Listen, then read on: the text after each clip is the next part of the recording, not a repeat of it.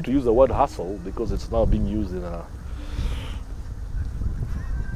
different way. But I started working right away in the school canteen, in the school library, and things like that. So the first time, as I suggested, I had the money to pay for the fees. So there was no pressure at that stage. And then because I went in December, it was just one more term before you go into summer, where you then have to work all kinds of jobs. So I worked all kinds of jobs, at some point up to 3 jobs, to start saving money for August, which is where you start the following years. And it was so forth and so went that way. Used techniques like acquiring credit cards by being credit worthy in order to finance 3 months of school and then pay during that 3 months, because international students, they don't have the privilege of paying fees in pieces. You have to pay the full amount up front. And then so forth and so forth. So that's kind of how, at least the undergrad, I managed to complete school that way. When I went to the US, I first went to a university known as Pace University. Pace University is out in Upper New York, or just north of New York City, in a place called Pleasantville. And they also had a campus in White Plains, where I ended up living most of my life while I was in the US, in the city of White Plains, which is the headquarters at that time for AT&T and the headquarters for PepsiCo, or Pepsi Cola, as we know it here in Kenya. So that is where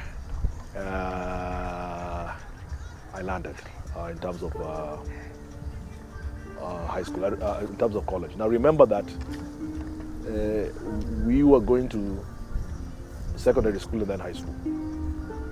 What I quickly learned, and then what I did for high school was MPC, maths, physics, and chemistry. So I did advanced math and stuff like that.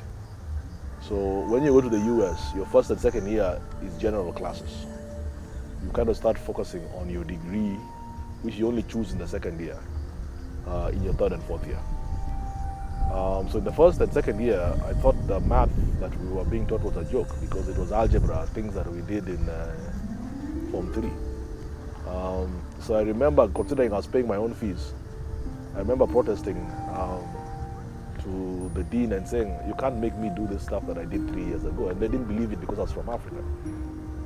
For some reason, I'm not sure why, we settled on, why don't you give me the exams for the second year students, and if I pass, you give me credit, as if I've done 2 years, which was the case. So people who had done calculus and stuff being told to do algebra was a joke. So anyway, that saved me some money, but it did not waive certain classes.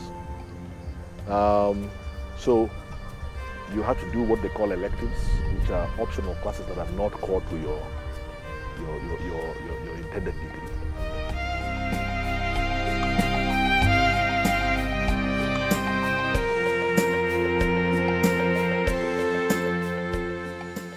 So upon failing to get something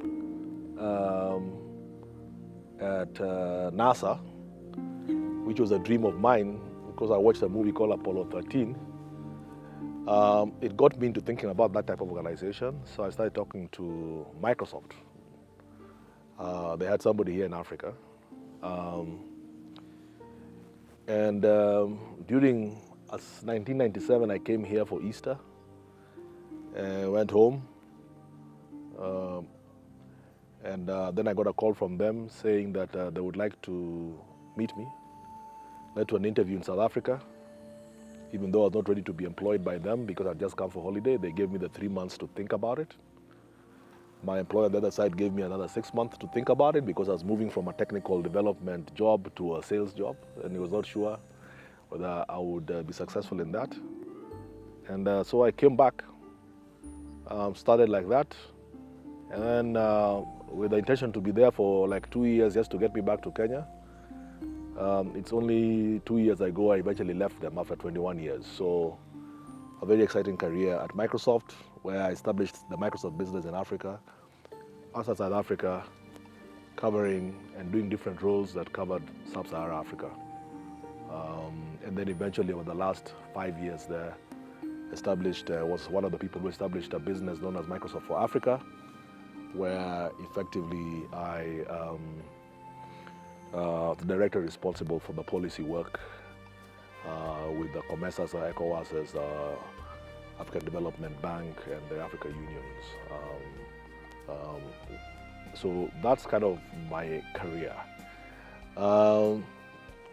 Upon deciding to retire, I always wanted to retire young. Then found myself again under circumstances where the corporate world was looking for senior leaders to be included in their boards, because a lot of the corporate organizations are going through digital transformation.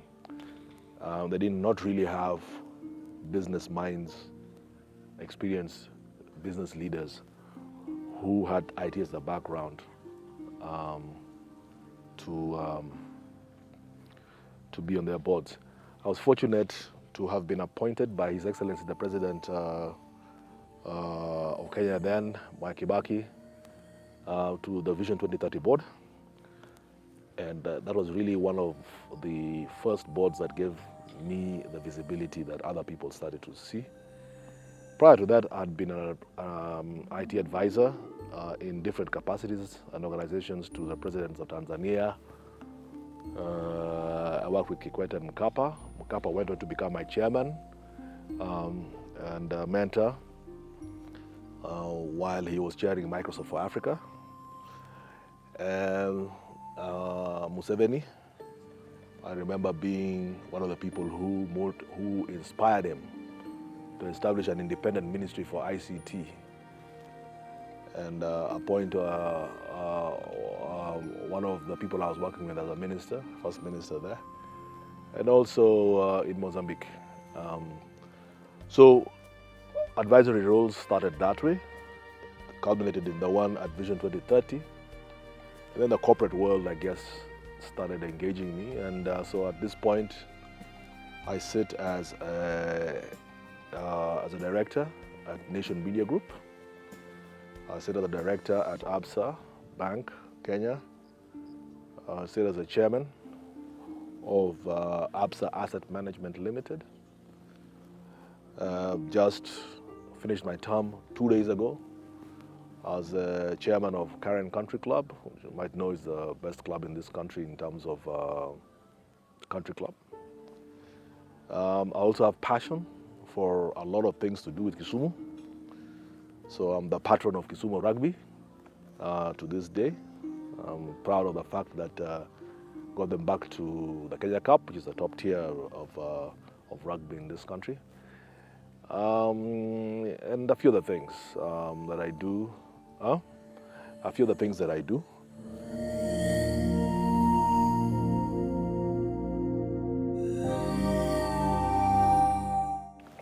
Now that I have the time, I was also very excited about the evolution in the Constitution 2010. I was a big fan of, and I'm a big fan of that Constitution. Besides the separation of powers elements of it, I found the devolution element of it, even though I'm not sure everybody understands what the real power of that constitution was. Because to me, we always had representative politics, which means people elected somebody from their constituency to represent their interests since 1963.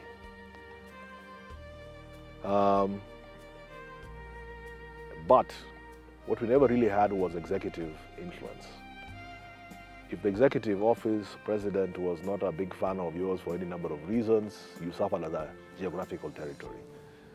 And it goes without saying, it was subject to a lot of things. Okay. So the reason I'm excited about that constitution was it devolved the executive, which basically said, notwithstanding the opinion of the person up there, we are devolving a certain amount of resources to you for you to do what you need to do in order for you to deliver at least some basic service. That was the promise of that constitution. I'm not sure all of us grasped that,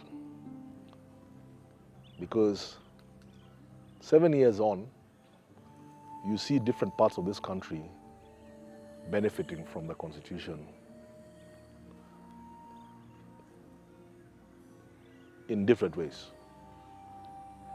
You'll see places, Turkana, Apenguria, places like those that truly never had even just clinics with medicine in them, now have it. So if you ask somebody there, they will tell you the evolution works. Then you have places like Homa Bay, which are just blessed. Our wild bushes, guava, just grows on its own. And yet you see poverty, no roads, no factories built, no medical facility put up, and so forth. So you ask yourself, 7 years into devolution, have we really benefited from it? And I've come down to reducing it to this. That if you look at Homa Bay County, we have 40 people who are elected as MCAs. You have 8 people who are elected as members of parliament, you have a woman rep, and you have a senator. Those are people who are elected into legislative offices. And if they left their homes every morning and went into a legislative room and discussed laws and bills, they've done their job if they did that every day for 5 years. There were 2 other people who were elected. There was a governor and there was a deputy governor.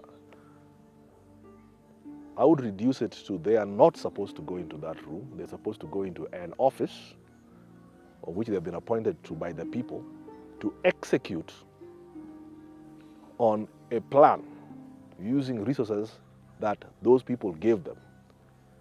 And they must be accountable for the use of those resources efficiently and for the benefit exclusively of the people of that county.